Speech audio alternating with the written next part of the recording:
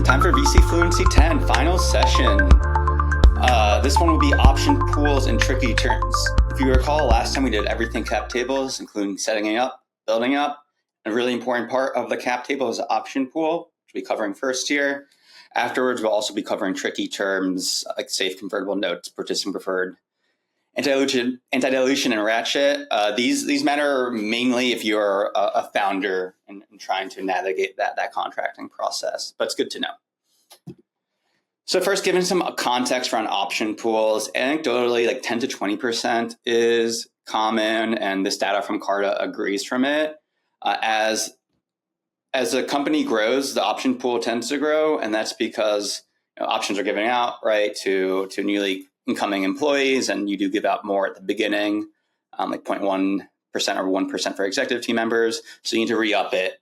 Not every round you have to re-up it, but typically sometimes a Series A, sometimes a Series B, you have to increase it. And this chart takes into account of the medians, right? And also when companies are later stage, they often use equity as something to motivate employees, especially if they're paying under market for first salary. My take is I think 15% is a good amount to shoot for. It gives you some flexibility for later without diluting yourself and the investors too much. So two types of option pools to know. Pre-money option pool, investor friendly. Post-money option pool, which is founder friendly. You can also do a mix, gets complex, but totally doable. So pre-money option pool, it's pre-money, right, before the investment comes in. So that comes out of the founder equity, which is why it's investor friendly, versus a post-money option pool, which takes from both the founder and the VC. So it's called founder friendly. Some may argue it's fair, but typically the pre-money option pool tends to be more of the standard. So setting this up, right, going back to our example of upstream, so 15 million valuation, the investor threw in 3 million, which is 20% of the company. So for the pre-money option pool, super simple. All you do is take the equity directly from the founder. So you subtract the 10% of share, 50 mil here, and no additional calculations are needed. This is versus a post-money option pool, which is a little bit trickier. Basically, the dollars per share stays the same. The number of shares for the founder equity plus the investor stays the same. And then you need to figure out the number of shares in the option pool that equates to 10%. And this is an iterative problem since every time you increase the number of shares in the option pool, the total number of shares increases, right? So not too tricky, but it does take a little bit of math. You can also combine pre-money and post-money option pool. A pretty simplified way of doing it is maybe you do the post-money for the first 5 million invested and do that math, and then you do like the pre-money for the subsequent 5 million, or you can do it the other way around too. It's all in the contracting. And as a founder, you should probably do the math out in all these cases. Obviously, the post-money pool is less favorable, pre-money pool is more favorable, but there's a high likelihood that you'll be able to negotiate maybe a half and half or something similar, especially considering you're negotiating more than just this. Just to show that the difference here between the pre-money option pool and the post-money option pool, the pre-money option pool is obviously more favorable for investors. You have 20% versus 18%. You can see these percentages here. An interesting thing to realize that impacts a pre-money option pool is oftentimes if a company exits, the options that aren't exercised disappear. This scenario looks at an extreme, pretending that none of the options are exercised. Typically, some of the employees are going to exercise options, if not most of them, if they have conviction over the company. But why I think it's like weird and interesting is that in the pre-money option pool, even though the intent of the option pool is to go to the team, if the options disappear, then actually the investors get more proportional allocation since the number of shares in the company just decreased. I'd argue this is maybe unfair. I'd also note that this can be negotiated, and you could say that, upon exit, all options like convert to like founder equity or common stock that like gets allocated to the founder or something similar. And this is versus a post money option pool where things go back to the beginning, since again this is post money. Now going over some of these tricky terms. This is really high level. So first is the SAFE versus a convertible note. These are pretty similar. The main difference is SAFE is technically an agreement for future equity, while a convertible note is technically debt. They tend to have like similar terms, like a valuation cap and a discount. And we'll be going over those in a second. And the convertible note, the main difference often is they have like an interest rate that gets applied. And also the fact that it's debt, but it doesn't always get treated as debt, which we'll go over in a second.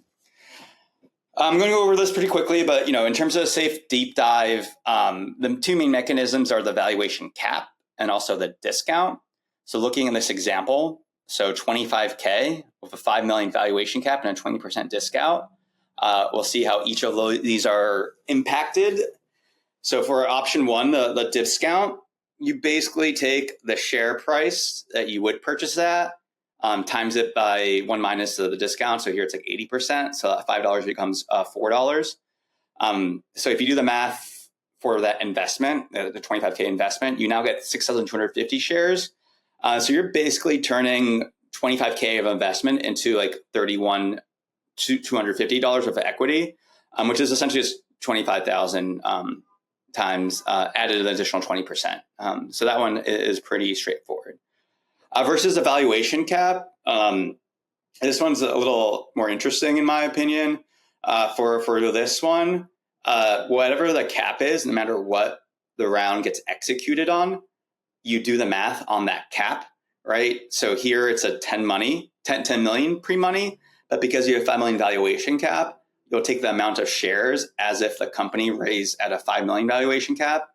So here you can say that, see that like the final calculation here, with the cap, the share price would be $2.50, and then the total number of shares is 25,000 divided by 2.5, which is 10K. So here you're actually turning that 25K of investment into like 50K, and that's because the 5 million cap is half of the 10 million pre-money valuation. So it's basically divided by half, which is times 2.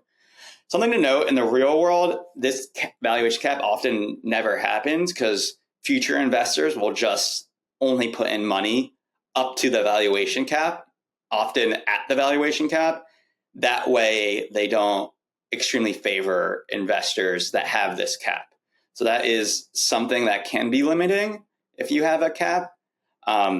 So, have a cap if you have a cap, make sure it's high. And if your company explodes, that investor that has a cap is going to get really favorable terms. So something to be wary of. The convertible note, honestly, it's like very similar thing. Same thing as the valuation, same thing as the cap. The two big differences, right? Interest rate and the fact that it's debt. In terms of interest rate, like something like 8%, 6%, 10%, maybe even higher, could be lower, is pretty common. And basically that like grows until like on the maturity date, which often is like 2 or 3 years, could be 5 years. And the interest that is grown is added to the principal, and that is used to convert into equity at like the pre-agreed price. So it does end up with you getting more equity than a SAFE. And then at the maturity date, the debt is technically owed, right? But in reality, when you're writing a convertible note, oftentimes you don't really think it's going to get repaid. And what this really is, and this is a little sneaky by investors, is this maturity date is more of an opportunity to renegotiate. And so if the company hasn't been doing well, it could be an opportunity for the investor to be like, well, you need to pay me this back right now, or else like we can do this new agreement, and guess what? Interest rate is 2x as high. Price per share is the same as before. Maybe they'll insert some sneaky participating preferred clauses. So not to say convertible notes are still useful, just I'd be certain that you're going to raise a new round of financing, or that the company is healthy enough for you able to pay off that debt in the future, so you don't get in that situation, get taken advantage of. Anti-dilution ratchet clauses, these things you do not want to see. Like, well, liquidation preferences are normal, but the participant preferred you definitely do not want to see. They're both very investor friendly. So anti-dilution ratchet, I didn't do the math here, but basically it means that if there is a down round, then that investor that has an anti-dilution ratchet clause will get more equity for the money they put in before. So the full ratchet, let's say you raise at like 10 million and you have to have a down round, you raise at 5 million. Basically, all the capital the investor put at that 10 million gets converted to equity at that 5 million amount. So they get a bunch more equity, basically. The weighted average is a little bit more fair, where instead of like that 510, you'll do math and calculate like the average price per share, each of those data points. So investors still getting more equity, just not as much as in the full ratchet. And the thing is, it's really these clauses only really happen if the investor thinks there's a high risk that it's going to happen in the future. And it might be unavoidable if so, because no one will invest unless they have some downside protection. So yeah, something you don't want to see. Liquidation preferences. So, what is standard, right, is preferred stock gets paid out more before common stock, right? And that's why a company needs to exit at more than the valuation for any common stock holders, which includes the team founders and also the team itself through options gets any money. And that's normal. What is not normal is, or not normal in good markets, or normal markets, I should say, is this participating preferred, where investors can double dip, basically. So 1x participating preferred means that they get the money they put in, that 1x, in addition to the equity that they have in the company. So if someone puts in 1 million in a 10 million post-money company, they own 10%. In a 1x participating preferred, they get that 1 million back plus 10%. If they exit at like $1 billion, 10% of that is 10 million, right? So they get both of those amounts. And then you can do like a 2x, 3x participating preferred, which is even more aggressive, where that means the investor gets like 2x times the money they put in. So 2 million in that example, plus the equity. This is done only in very founder unfriendly environments. And it's something that you very much do not want to see ever. And if you're a good founder, it's something that should definitely be avoided. So that's it for VC Fluency 10. Thank you so much for coming along this ride with me. And until next time, bye.